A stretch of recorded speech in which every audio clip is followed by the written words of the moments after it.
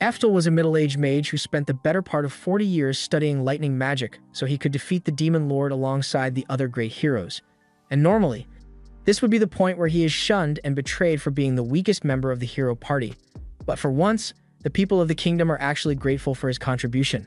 And when the king is thanking them for their great effort in stopping the demon invasion, he announces their rewards.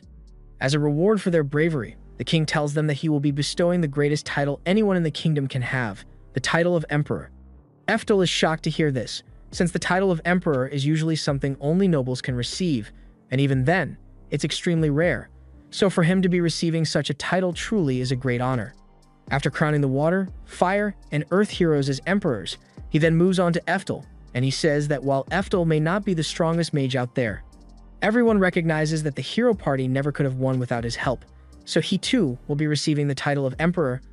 And Eftel is happier than ever before because this moment makes all the sacrifices he made for his training worth it. Several years go by, and Eftel is now a retired old man living in the countryside, and he spends most of his days training the young children whom he has taken in over the years. For today's lesson, Eftel has the kids practice their magic formations while balancing rocks on their heads as a way to teach them how to maintain their focus. A few of the kids struggle with it at first, but they all get the hang of it after a while, and once Eftel is satisfied, he tells them they can finally take a break. The kids are all exhausted, and Eftel commends them for their hard work, but next, he says he wants to see them practice the level 4 magic he taught them last week. However, just as Eftel is done saying that, Merlin speaks up and asks Eftel if he's sure he wants to keep going without taking a break for himself first.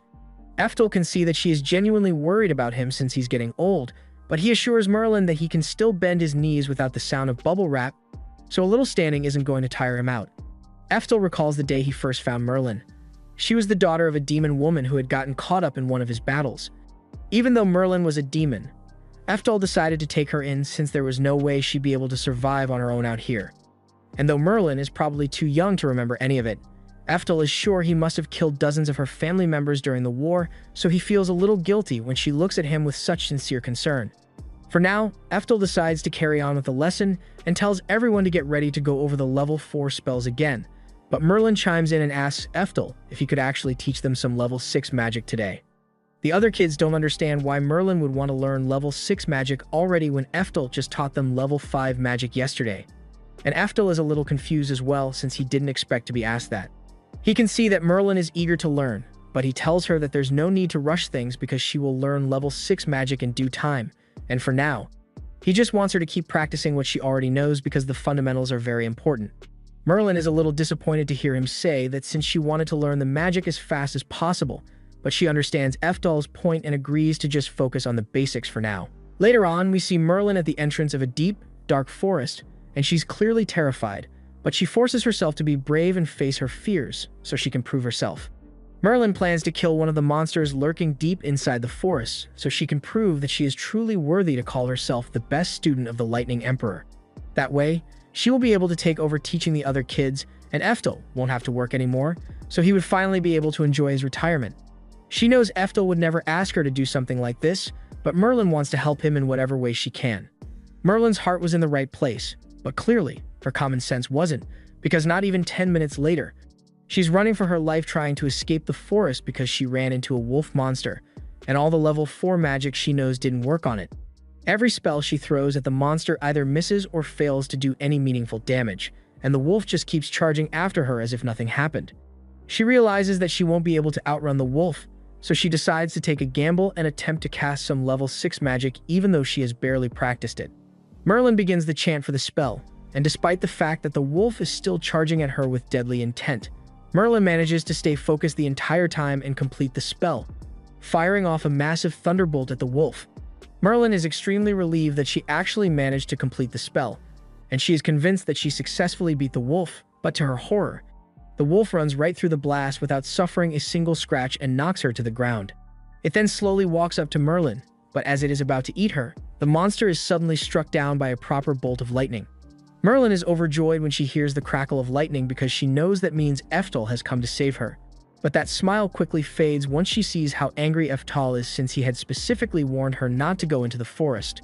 Merlin shrinks back with guilt and apologizes for her foolishness.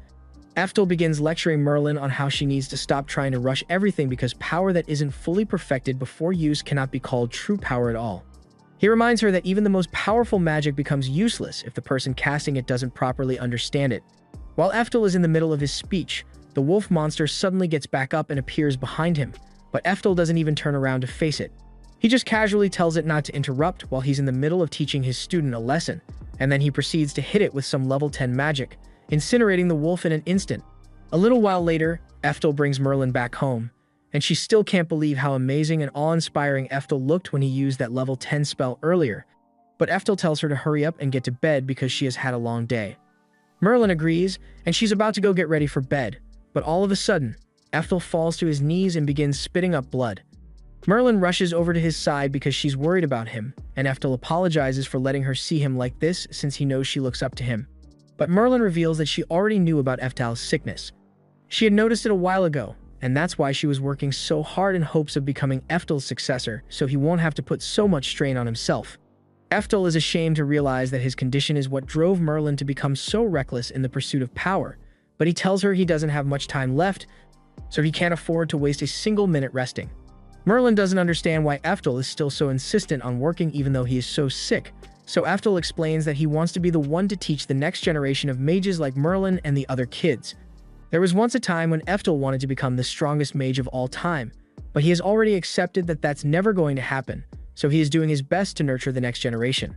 Merlin doesn't understand what Eftel means by that since he is clearly super strong, and Eftel is aware that he is indeed more powerful than most mages, but he stands no chance of ever reaching the top since the other emperors are all younger, stronger, and more talented than he is. The next morning, bright and early, one of Eftel's students comes knocking on his door to tell Eftel some really good news. Apparently, the Flame Emperor just published his research on a method to accurately discern a mage's magical aptitude. Eftel is shocked to hear this and snatches the paper to have a look for himself. And sure enough, the research paper does detail the perfect way to test a mage's aptitude. Eftel is impressed that the Flame Emperor was able to come up with something like this because it is a groundbreaking discovery, and Eftel really wants to try it out, so he calls for everyone to gather.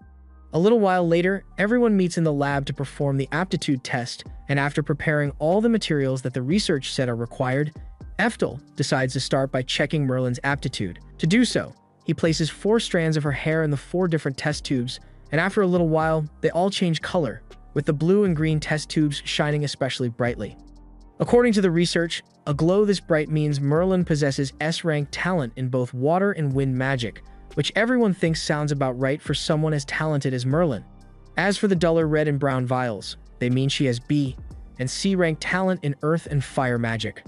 While everyone else is talking about how cool this is, Eftel realizes that this test is indeed 100% accurate because it matches up perfectly with everything he has seen from Merlin's training since she was a baby.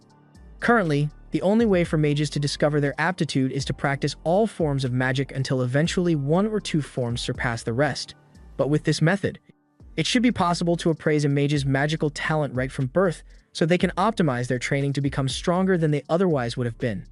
Since this test seems to be the real deal, Eftel says he wants to try it next, and at first, Merlin doesn't see the point in doing so since they already know he is the Thunder Emperor.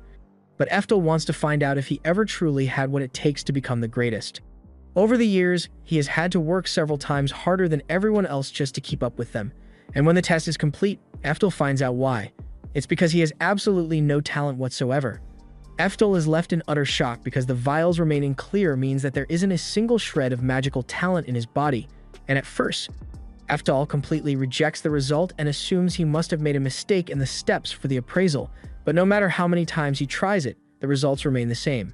He is forced to come to terms with the fact that the reason he never reached the heights of the other emperors isn't because he simply didn't try hard enough. It was because he had been forsaken by the spirits altogether. The sense of betrayal he feels is so profound that he ends up suffering a heart attack and falls to the ground.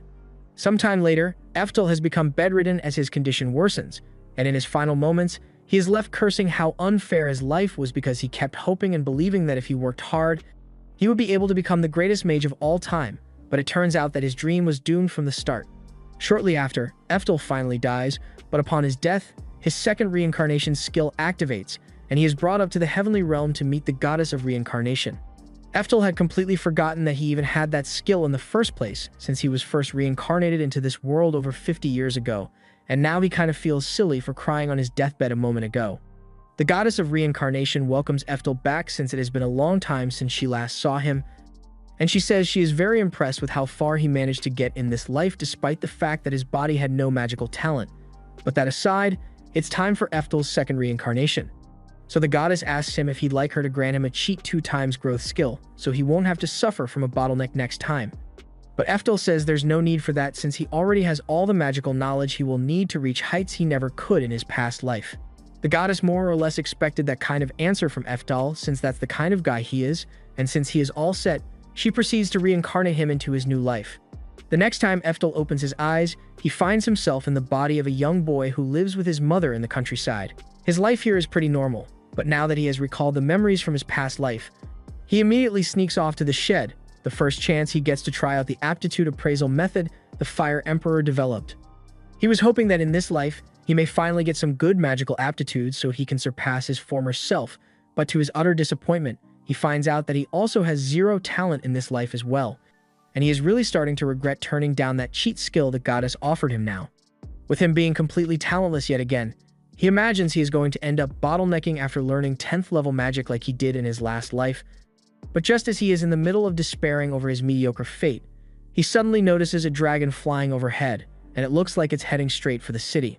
There's a group of knights trying to stop the dragon, so Eftel tries running after them to go help, but then he realizes that he's still a 4-year-old here. He probably could have taken that dragon down in an instant if he had been at his peak, but with this toddler body, there's no way he could cast his original 10th level magic. However, just as Eftel is thinking about his spell, his body suddenly begins to react, and the spell that he spent his entire last life developing is accidentally cast, striking the dragon down in one hit. The knights all gather around the fallen dragon, and they are really confused since they have no idea how the dragon was taken down, and honestly, so is Eftel since he never could have expected that he would retain the skills he gained at the peak of his past life in this new body. This was the end of episode 1. Subscribe to not miss the next part.